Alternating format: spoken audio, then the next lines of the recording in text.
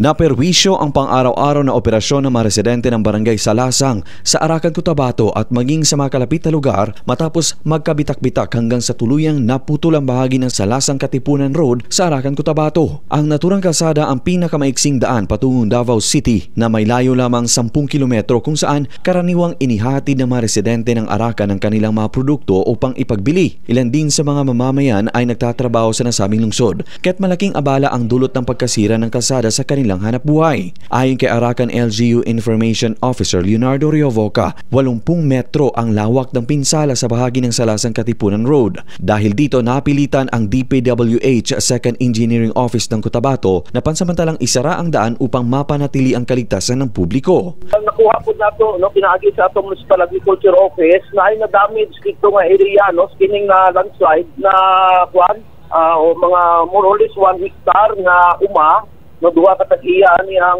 mga farmers ng tag-iya. Una ni katong kining tanom niya nga lakatan nga saging na 52 ka hills ang kapunuan ang na-damage na ay durian nga produktibo na nagabunga ni siya 26 ka punuan. Inahayag din ni Riovoca na ang insidente ay may pagkahalintulad sa nangyaring pagguho ng lupa sa Bukidnon Davao Road sa bayan ng Quezon, Bukidnon. Sa kasalukuyan, patuloy na nakikipag-ugnayan ng lokal na pamahalaan ng Arakan sa Regional Office ng Department of Public Works and Highways o DPWH upang makapaglatag ng kaukulang tugon at solusyon sa nasabing problema. Nananawagan din si Riovoca sa publiko lalo na sa mga motorista na sumunod sa mga nakalagay na signages sa lugar upang maiwasan ang anumang aksidente o kapahamakan na maaaring idulot ng patuloy na pagguho ng lupa.